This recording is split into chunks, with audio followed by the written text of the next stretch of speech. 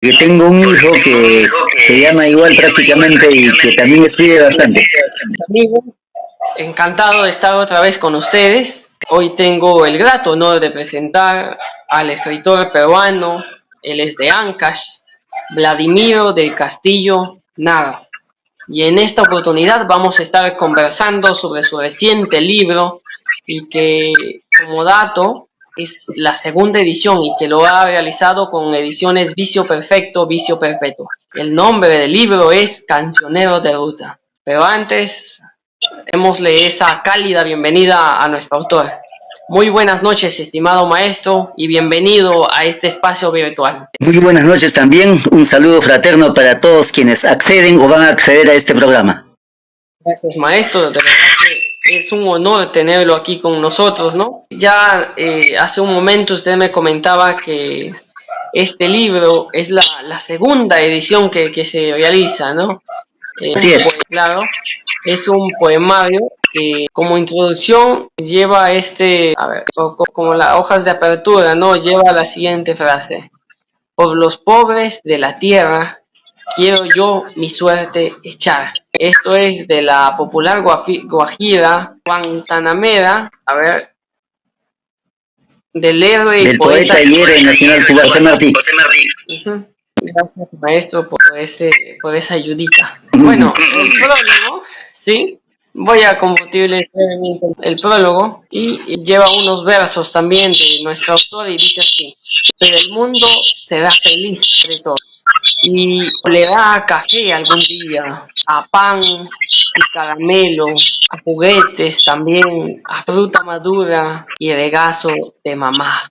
Además, va acompañado de los versos de Federico García Lorca, ¿no? Y dice así, ese poema tan conocido que dice, verde que te quiero ver, verde viento, verde ramas, el barco sobre la mar y el caballo en la montaña, con la sombra en la cintura, ella sueña con su baranda, en su baranda, verde carne, pelo verde con ojos de feria plata, ¿no? Y estos versos que pertenecen al autor, pues, a español, Federico García Lorca. Dicho esto, vamos a conocer mejor al autor que hoy nos acompaña. Maestro, usted nació en Ancash. ¿Qué recuerdos gratos tiene de esa tierra que se ve bastante reflejada también en los versos que contiene este libro y los demás que usted ha publicado? Sí, es un ambiente eminentemente rural, aún ahora y lógico. Hace 70 años, 60 años era mucho más todavía. De tal manera que desde el punto de vista visual, un amanecer, un atardecer, un anochecer en ese ambiente es evidentemente de un potente contenido lírico. O sea, uno tiende a inspirarse, a tener una actitud reflexiva y metareflexiva, es decir, se hace propicio para aproximarnos al ejercicio del arte poético. Y no estaba lejos tampoco, porque también he vivido al costado de esa aldea llamada Pariacoto, en Casma, en Guarmey, después más abajo en Huacho, que ya tienen una cercanía permanente con el mar, que es el otro personaje que es permanente a lo largo de todo el libro, ¿no? Claro que sí, maestro, como usted lo menciona, ¿no?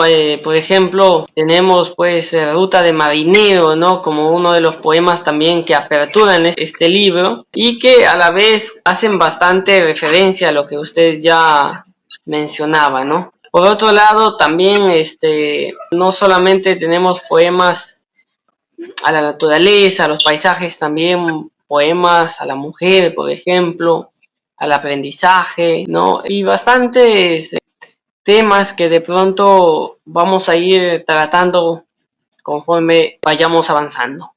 Usted nos decía que este es la segunda edición. ¿Cuándo fue esa primera edición de este libro que ahora tenemos con nosotros? La primera fue en 1972, es decir, hace 33 años. Por eso nuestro editor, Julio Benavides, tuvo la idea de ponerle edición mesiánica, 33 años, ¿no? Claro que sí, ¿no? 1992 fue. Pues, anterior a esto, usted ya ha publicado otras plaquetas. ¿Podría conversarnos brevemente sobre qué temas trató en esos versos, ¿no? Y cómo fue ese caminar, ¿no? Publicando plaquetas y posteriormente un libro. Bueno, en realidad eran concursos en los cuales participé y como resulté ganador, entonces los premios eran justamente la edición de los poemas en ediciones delgadas, no propiamente un libro, sino como se dice comúnmente plaquetas. Y el contenido básico era evidentemente cuestiones sociales, cuestiones políticas y hasta con cierto contenido ideológico, en el sentido que en esa época, hablo de la década del 60, del 70, era algo completamente natural y necesario adoptar posturas de ese carácter, especialmente en los estudios universitarios, de tal manera que la expresión poética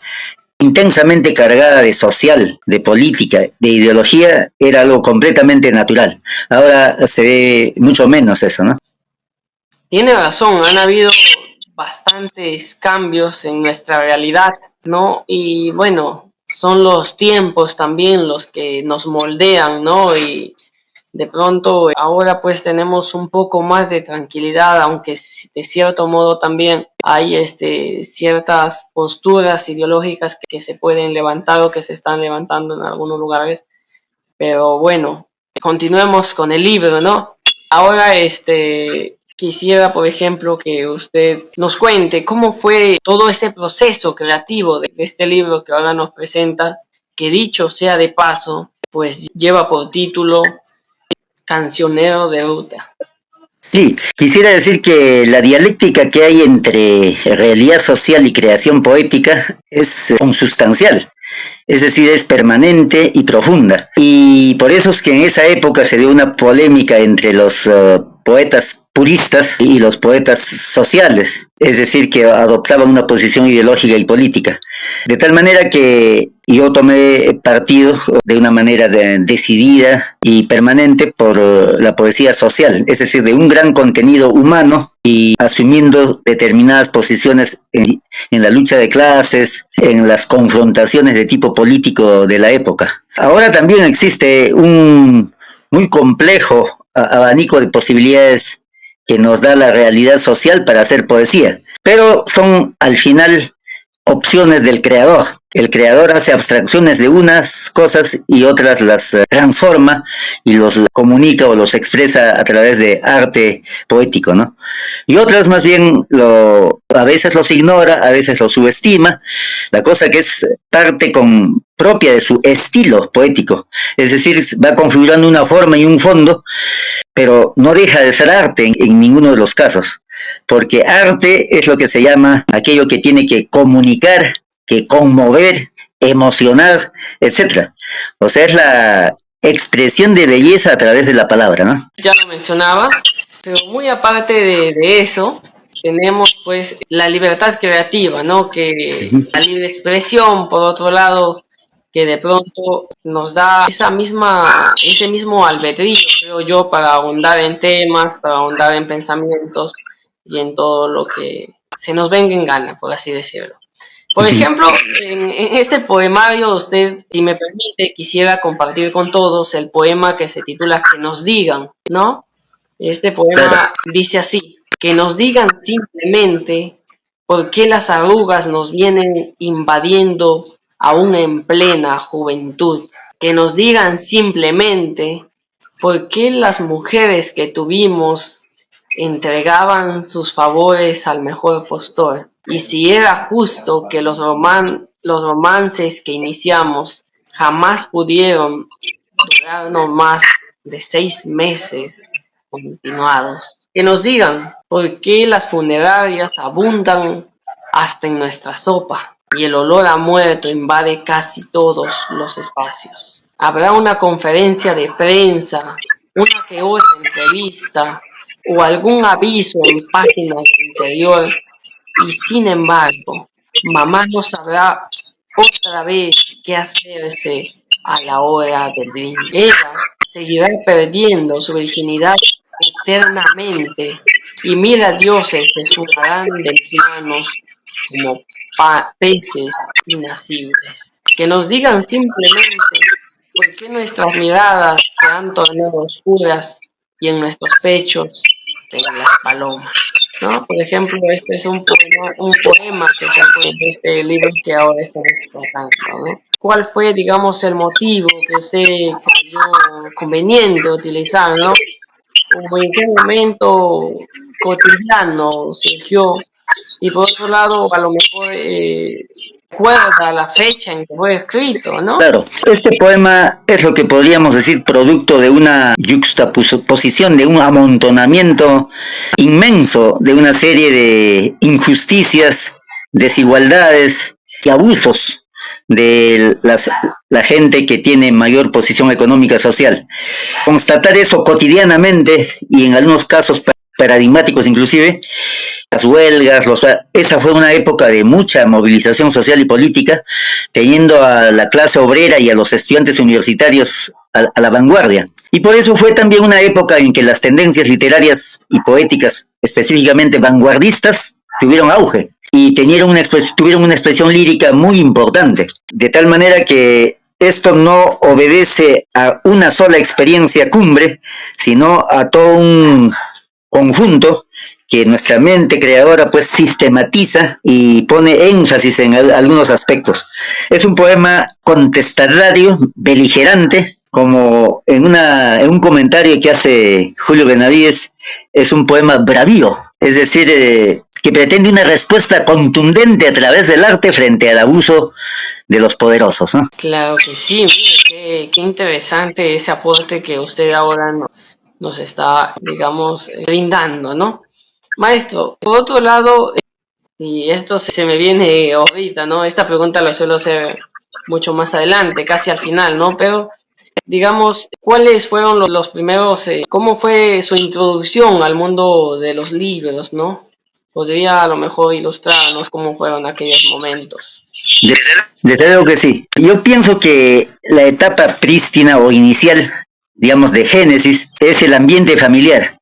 Como mi padre fue un profesor en gran medida itinerante, es decir, lo cambiaban cada año de lugar de trabajo, nos permitió conocer gran parte de la costa norte y generalmente cerca a valles interandinos y también cerca al mar.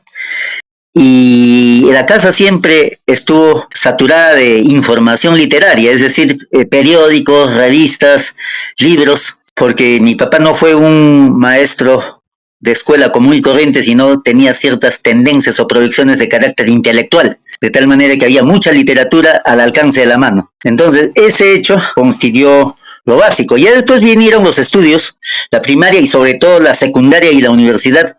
En la secundaria, por ejemplo, había un curso que ahora ya no existe, hace muchas décadas, varias décadas, el curso se llamaba Lecturas Literarias y el programa consistía en un acceso directo a las obras clásicas de carácter nacional, latinoamericano y mundial.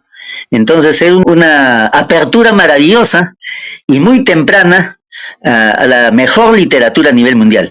Eso no existe ahora. En esa época también se dio un caso que después ya ha dejado de existir, que es lo que llamábamos en esa época historietas o chistes. Durante unos 10 años el Perú se vio saturado de importaciones de esas historietas de México, de Argentina y de otros países de Chile también. Y eso que era tremendamente pintoresco, sumamente divertido, era una ventana de acceso muy grata, muy placentera a la lectura. Estimulaba la imaginación, la creatividad y otras cualidades que son extremadamente necesarias para la creación literaria. Mire, qué interesante, ¿no?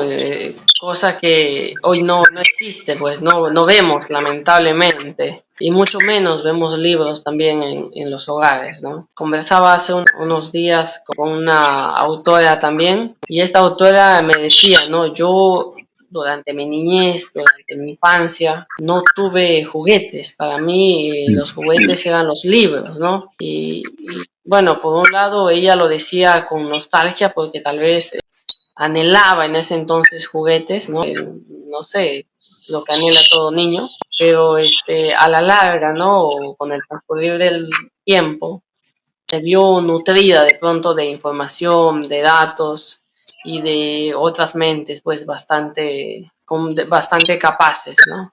Como son pues los filósofos, como son los estudiosos, y que hoy en día de pronto no se ve mucho, ¿no? Se está extinguiendo, digamos, esa, podría decirse, costumbre de contar cuentos también, por ejemplo, ¿no? Cada vez vemos menos abuelos, menos padres que cuentan cuentos, historias a los niños. Y por otro lado, usted también mencionaba algo cierto, ¿no? Y creo que las historietas son una manera bastante peculiar, bastante divertida, bastante entretenida, bastante llamativa de captar la atención de los niños, ¿no? Y creo que de todo el público, ya que somos bastante visuales y los dibujitos a todos nos atraen, nos dan curiosidad, ¿no? El arsenal de información multidisciplinario que uno va adquiriendo en la vida cotidiana y también en los estudios formales es infinito y sirve pues de materia prima para quienes practicamos el arte literario. Se metamorfosea de una manera extremadamente compleja, en gran parte consciente, en muchas partes subconscientes o inconscientes y hasta super o supraconsciente, de tal manera que el producto es el poema, ¿no? O el cuento o la novela. De tal manera que esa experiencia ha quedado grabada, pues porque duró más o menos unos 10 años esa fiebre de consumo masivo de historietas.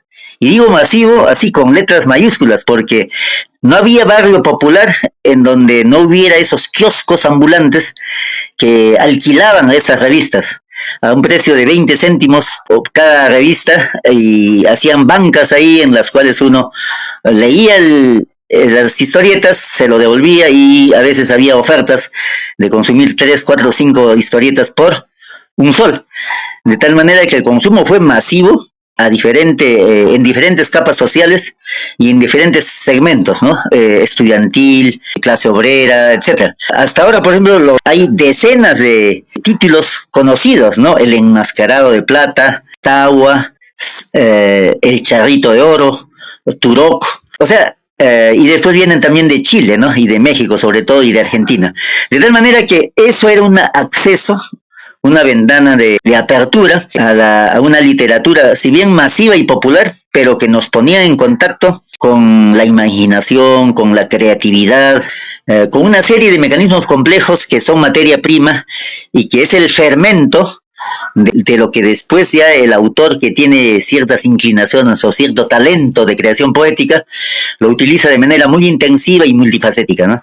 Claro, estuve viendo o anteriormente inicié leyendo unos versos y que dicho sea de paso llevaba por título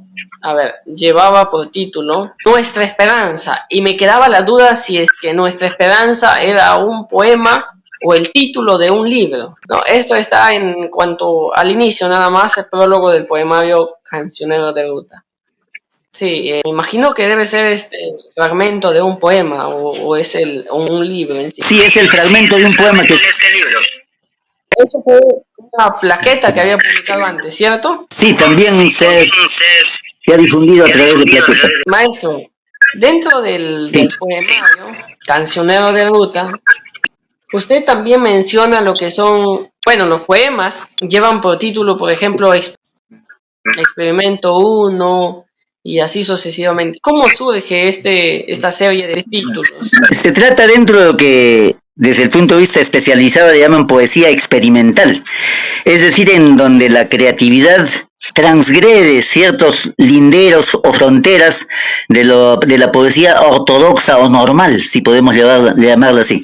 Por ejemplo, en este poema Experimento 1 se da una tremenda prioridad a la forma, a la musicalidad, al ritmo, y un poco que se subestima un poco, digamos, o se soslaya el fondo. En otras palabras, la forma viene a aparecer como si fuera el fondo. Por eso dice, ¿acaso la ternura?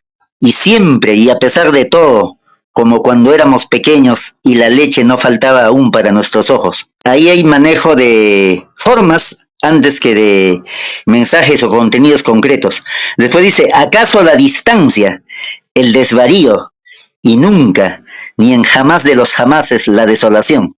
Nuevamente se prioriza bastante el ritmo, la musicalidad, la entonación. Cuando dice como cuando cada tarde florecida de sol salía Manolete a caracolear fintas de Dios para con la muerte, mientras Carlitos Gardel era un zorzal de risa entre los ojos, pero de llanto estremecido con la voz. Pero más se nota en este párrafo que viene, en esta estrofa, dice, ¿acaso el desespero, el mientras tanto o el no sé si pueda, y los vacilos de coch rolizos, danzando una danza que ya no verás jamás? ¿Acaso la ternura, la desolación, el desespero, los atardeceres cerca al mar, la última mirada o el postrer adiós? Es un experimento en el sentido que se privilegia la forma, la musicalidad, el ritmo, es decir, todas ciertas técnicas que permiten dar un nivel lírico al poema y un poco que ver de soslayo la parte del contenido que es más arbitraria, ¿no? En ese sentido es un experimento. Es como cuando Silvia Plath las cadencias usuales y también la puntuación y la construcción semántica de la obra, ¿no? Inclusive eso los surrealistas, los dadaístas también manejan esa arbitrariedad y ese experimentalismo, ¿no? Posteriormente tenemos a Tonada del Navegante, ¿no? Y bueno, antes que admiro ese podría decirse ese estilo, ¿no? En cuanto al experimento, porque, bueno, personalmente no me he dado el tiempo de analizarlo tal cual usted ahora lo está explicando y queda mejor comprendido también. Sí, este poema es referente a la dinámica del que llega a un lugar desconocido, no tiene amigos, toda su vida transcurre en base a desconocidos y que es un paso efímero por un lugar y se repite ese ciclo con un paso muy transitorio en cada lugar. Es un poco el tema como ha tratado esa literatura que hay en México, en Estados Unidos sobre el migrante latinoamericano, como por ejemplo de esta novela Tonada de Pancho Villa, algo así, ¿no? De tal manera de que es Eduardo González Viañas el autor, corrido de Dante. El tema de ahí es lo efímero de la vida de un recién llegado a un mundo completamente diferente y la dialéctica del proceso complejo de enraizar, de echar anclas, es decir, de enraizar en algún sitio, ¿no? Por eso es lo que dice, de la mar y el extravío vengo en busca de la buenaventura, quizá en este puerto feliz, entre amigos extraños, pueda hallar reposo para este incansable andar de barco o tentar siquiera aquella quietud que solo encuentro en los caminos perlados de petreles o estrellas de mar. Cuando caiga la noche y salga nuevamente al horizonte, sabrán que otra vez no pudo ser y que voy con mis goznes llenos de sargazos y mi viejo corazón embutido de madréporas. Atrás quedaron los golpes de suerte, las callejas oscuras de la gran ciudad, incluso ciertas caricias logradas al mejor postor. Y queda claro entonces que no podría pensar en vivir siquiera si no existiese el mar, si no estuviera allí inmenso, azul, indetenible. Tienen razón quienes afirman que yo jamás navegué el Mississippi que surcó el viejo Tom, ni el río Nilo que conoció Heródoto, tampoco el Andamarca, en donde dicen que Chalcuchimac ahogó a Huáscar, o el lago Texcoco, donde lloró Cortés en una noche triste cualquiera. Pero tuve siempre en el mar mis veranos incendiados y mis delirios de amor. Allí murieron antes de nacer muchos de mis sueños, y por una eterna eternidad fueron echados a los peces nuestras ilusiones más hermosas. Yo no podría nunca desdeñar al mar porque fue siempre mi hogar y porque lo quiero también y además. No digo que fue solo repartir osamentas ni desandar cementerios, pero algo del ritmo endemoniado de la Sexta Avenida en Nueva York hubiera querido tener, o algo de la parada en Lima, Perú a las 6 de la mañana. No fue posible aún y por eso mi corazón desespera ya por nuevos amaneceres. Todo el texto es referente a eso, a la dinámica a veces meteórica del estar llegando permanentemente a un lugar y que esa permanencia es extremadamente efímera y se elevan anclas y nuevamente a otro lugar, ¿no? Claro. A propósito de esos versos que usted acaba de compartirnos, por ejemplo, creo que está muy bien ubicado, muy bien titulado. Esto que dice también asumo la responsabilidad, ¿no? Que lo dice de una manera, claro, es el que sigue nada más. Lo hice pues una convicción, ¿no? Una convicción como se han dicho todos los demás. Me ha llamado la atención también explicaciones del lobo, ¿no? Porque creo que en resumen, sí, creo que esto es lo que resume todo esto que hemos estado hablando anteriormente. Y cuando uno dice asumo la responsabilidad, es algo extremadamente real. Es decir, cuando uno se hace una autocrítica y se ve pues que uno no ha sido justo con algunas retribuciones o acercamientos, proximidades con algunas personas que dieron todo por nosotros, o sea, hemos sido un poco ingratos al respecto. Hay un vals muy conocido de Manuel Ojeda, en donde también se hace responsable de ciertas arrugas de su madre, ¿no? Y algo así acá, cuando digo, asumo la responsabilidad de algunas arrugas tuyas, mamá. Eso es para la mamá. Y en cambio para la hija dice, y ante ti, pequeña mía, reconozco haberte traído aquí, a este mundo sombrío, haciéndote una más entre millones de nuestra clase torturable. Asumo la responsabilidad también de no haberles podido dar siquiera el pequeño, el mísero bienestar que otros de mi condición saben dar a los suyos. O sea, acá se trata puede que en algunas etapas hemos tomado otras prioridades, de repente políticas, los que militamos en un partido y le entregamos gran parte de nuestros esfuerzos, energías a esas tareas y descuidamos grandemente, significativamente a la casa, a los hijos. Entonces se trata de asumir esas responsabilidades. Ahora, en cuanto al otro poema que se ha mencionado, Explicaciones del Lobo, tiene una estructura más compleja, una explicación más compleja. Se trata de que a veces las situaciones cotidianas de la vida nos dejan sin herramientas, sin instrumentos con las cuales podemos hacer más eficaz nuestra vida política y social. Es decir, estamos desarmados y en gran medida con severas limitaciones para afrontar las condiciones adversas de la lucha política y social. Por eso dice, y si el verano nos dejara siquiera un árbol de naranjo sin incendiar, o si no asfixiara tanto nuestros días, nuestros peces, esta larga espera de la primavera, entonces tendríamos algo para no ser lobos. Yo volvería tal vez a sembrar versos de la vida, árboles grandes, verdes, o una chica, pobrecita no es siquiera. Sentiría la noche cual un pájaro liberado y me pondría a escribir sobre las cañitas del estanque, sobre el mundo o acerca de las inmensas avenidas de tus ojos, y hasta de los árboles más mínimos, pequeñitos.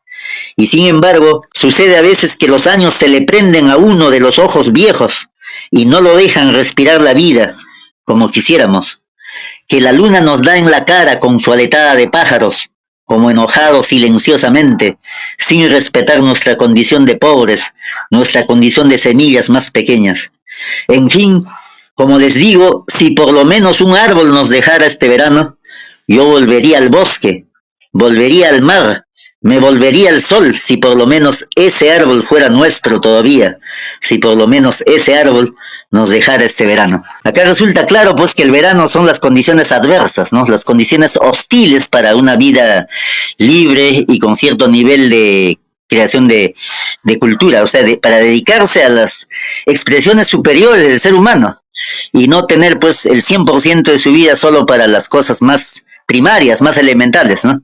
Como el comer, el dormir, el vestirse, ¿no? Todo aquello que usted nos ha referido. Para ir cerrando ya este libro, tenemos Estación de la Esperanza, que si me permite, deseo leerlo. Dice así: un poco antes que la pólvora lloviera sobre nuestras mesas, teníamos una rosa, un sol, una batalla ganada. Como buenos cristianos llamábamos dinero al dinero y amor al amor. Hasta que la muerte nos separe, algún día pensamos que sería lindo vivir, que sería lindo, pero no. Para que se nublasen nuestros ojos, pero no.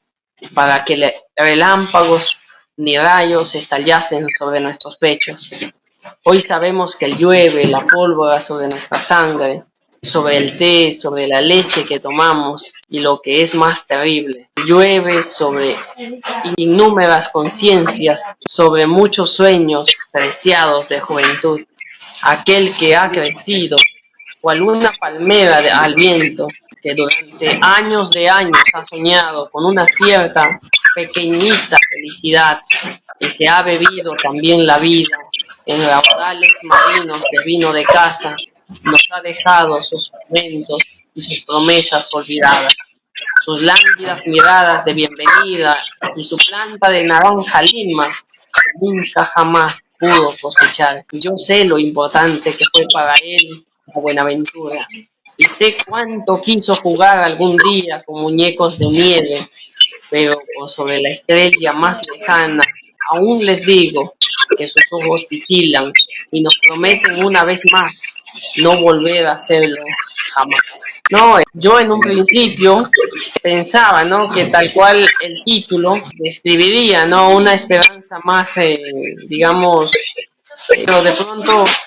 nos resume también esa triste realidad que de pronto nos acongoja a todos. Completamente hostiles frente a una vida mínimamente exigible, que llaman en los organismos internacionales índices de desarrollo humano adecuados, aún en esas condiciones extremadamente adversas, siempre se perfila, se percibe, se aspira a condiciones extremadamente superiores, ¿no? Es la esperanza, además de ese lugar común de que dicen de que es lo último que se pierde, es más bien algo que permanentemente esté motorizando nuestro quehacer artístico, político, social, etcétera, ¿no? Y por otro lado, pareciese que es la esperanza la que nos mueve, la que nos controla, porque lo encontramos en todo aspecto de nuestra vida, ¿no? Y la esperanza, pues, se ve reflejada en ese optimismo, en esa actitud que de pronto mostramos esperanzados en que el mañana va a ser mejor,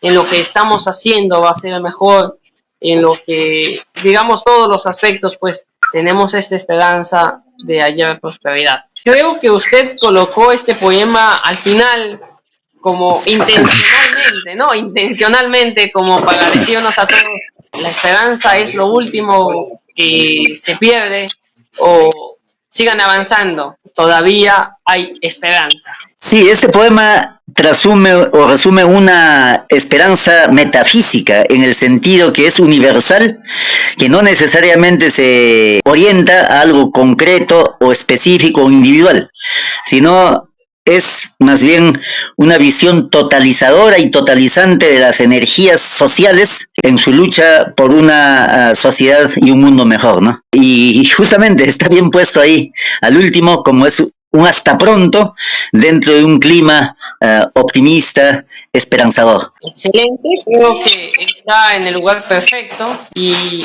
qué gusto de verdad haber platicado sobre este bello poemario, ¿no? Que lleva por título Cancionero de Ruta, ¿no? Que en esta ocasión, pues, esa ruta describe tanto, hemos visto a navegantes, hemos visto caminantes, hemos visto que la vida misma es una ruta, ¿no? Metafóricamente hablando. Yo sé que usted está hecho de muchos libros dentro de la literatura nacional, universal y desde luego que contemporánea, pero ¿qué libros usted, hemos visto también ahí a Vasconcelos, a José Omar de Vasconcelos, por ejemplo, con la planta de naranja lima y esos frutos que no se comerán? De pronto no se quería estar leyendo o de pronto que a usted le han impactado y le han llamado poderosamente la atención. A nivel del país, a nivel nacional, creo que son plenamente recomendables porque me han influido también poderosamente. Son los libros de César Vallejo, especialmente Trilce y Poemas Humanos. También José María Arguedas, sobre todo con Los Ríos Profundos, con un indigenismo muy propio, muy personalísimo. También los vanguardistas, la poesía de Javier Heró, por ejemplo, de César Calvo, Emanuel Escorza y Juan Gonzalo Rose, como poetas beligerantes, ¿no? Justamente hace poco se ha celebrado un aniversario más de la publicación de Las Imprecaciones de Manuel Escorza. Y son poemas tremendamente políticos y que toman posición por los desposeídos de una manera muy radical. Sobre todo Escorza, que es un volcán que explosiona, que erupciona en contra de las injusticias. Ahora, a nivel mundial o latinoamericano también hay muchos, ¿no? Sobre todo los mexicanos. Ernesto Cardenal, por ejemplo, me ha influido bastante. Y a nivel mundial yo creo que la poesía árabe, la poesía oriental, la poesía turca, especialmente Nassim Hikmet, y la poesía africana. O sea, yo he tenido cierta tendencia a auscultar, a hacer una serie de recorridos por las literaturas no occidentales. Es decir, poesía árabe, poesía turca, poesía oriental, porque encuentro ahí una belleza rara, tremendamente exótica, que no se halla así nomás en América Latina o en el mundo occidental, en la literatura francesa, alemana, inglesa. De tal manera que yo les haría esa especie de reto, desafío o invitación, si se quiere, a nuestros estimados colegas poetas a interiorizarse a esas literaturas, porque van a sentirse tremendamente encantados y muy potenciados. Genial, maestro, agradecemos esta apreciación y por otro lado este aporte, ¿no? A títulos y autores que usted ha mencionado y que de pronto, por ejemplo, pues los latinoamericanos que son muy conocidos por nosotros, ¿no? Pero de pronto nos llama la atención de que, bueno, en mi caso, por ejemplo, no he leído más que algunos poemas de Oriente, ¿no? Pero en fin, ¿no? Creo que es un buen momento para tocar a aquellos autores que, como usted dice, pues para nosotros son exóticos porque de pronto ellos tienen un punto de vista distinto al nuestro, ¿no? Sí, hay unas cuantas puertas de acceso a este tipo de poesía. Por ejemplo, en los festivales internacionales de poesía de Medellín, que son públicos y masivos, anualmente se han invitado a estos poetas, muchos africanos. No hay república africana que no tenga una bella poesía, igual en el oriente. Y la otra puerta de acceso meritoria también es los encuentros internacionales de poesía de Ciudad de México, que también tiene una frecuencia anual. Hay que aprovecharlas intensivamente, ¿no? Claro que sí, hacemos también a que no nos estén viendo o nos vean luego a que no descuiden pues no estas oportunidades que hay. Y para ir finalizando, a lo mejor ha quedado alguna pregunta por allí que de pronto usted, o bueno, algunas respuestas que de pronto usted desee aportar para complementar o concretar ya este conversatorio que hemos tenido la noche de hoy. Sí, hay varias cuestiones, desde luego que hay que priorizar. Hay muchos poetas que están muy concentrados en la parte instrumental o técnica de la construcción, elaboración de un poema y pierden su tiempo, su energía y eso, en el sentido de que como si se pudiera hacer, cómo ser poeta en 15 días, algo así, ¿no? O sea, como si fuera un curso acelerado para ser un buen poeta. Y les diría que no pierdan tanto las energías, el tiempo y el esfuerzo en eso, sino que si tienen talento y si tienen esa capacidad de acceder a identificar la belleza y a crearla, eso surge espontáneamente. No hay necesidad de dedicarle demasiado tiempo en el significado de lo que son las figuras literarias, de lo que son las formas de expresión, qué cosa es una oda o un haiku, etcétera. Está bien eso, pero me parece que se debe cultivar sobre todo, por ejemplo, la lectura de los grandes poetas, de los grandes maestros. Yo creo que por algo son clásicos, nunca pasan de moda, más allá de un efímero juego de circunstancias, permanecen. Entonces, me parece que eso contribuye mucho más rápido y eficazmente y nos nutre, constituyéndose pues en un factor de creación poética muy manifiesto. Yo creo que los diferentes poetas convendrán conmigo en el hecho de que la riqueza poética también se encuentra en las coyunturas vivenciales de cada uno. Justamente el buen poeta Cesáreo Martínez, Chacho Martínez, esposo ya finado de mi prologuista, la poeta Gloria Cáceres Vargas, justamente construyó toda una teoría acerca de la espontaneidad en la creatividad poética con esa teoría de la poesía coyuntural, es decir, la que emana de manera espontánea de las experiencias, de las vivencias de cada uno de nosotros en la cotidianidad de la vida. No hay necesidad de tener un don divino para eso, sino que en la propia aparentemente limitada experiencia vital que tenemos todos los días, se puede coger un elemento a partir de la cual se puede elaborar buena poesía. Nada más. Claro, estos poemas que de repente surgen en natural. Lo hemos visto reflejado. Bueno, en mi caso, yo conjunciono mucho, hago concomitancia de tres vertientes. Uno, el naturalismo. O sea, quiero tener mucha espontaneidad, el naturalismo. Francisco Izquierdo Ríos, el gran escritor del oriente peruano, decía, escribir de manera tan natural y espontánea como crece la hierba, decía así. Uno es el naturalismo. Lo otro es el clasicismo. Es decir, si es obra de arte, estamos obligados a que sea expresión de belleza, que comunique, que emocione, que sensibilice, que nos haga mejores personas. El clasicismo es eso, ¿no? El otro es el naturalismo. Y en tercer lugar, el vanguardismo, que permite, pues, hacer nuestros los más nobles y elevados ideales humanos, ¿no? Así es, maestro. Bueno, agradecemos su presencia en este espacio virtual y esperemos que este no sea ni la primera ni la última oportunidad en que usted nos acompañe. Hemos estado conversando sobre Cancionero de Ruta, desde luego el tiempo nos ha quedado bastante corto porque sabemos que ha quedado muchísimo más por platicar. ¿Algún mensaje final que desee de pronto compartirnos? Bueno, solamente el compromiso de que nos volveremos a ver y más pronto de lo que de repente se piensa. No, estoy bastante satisfecho con esto que nos acaba de decir porque creo que necesitamos escucharlo hablar tendidamente, ¿no? Gracias, un abrazo también para todos y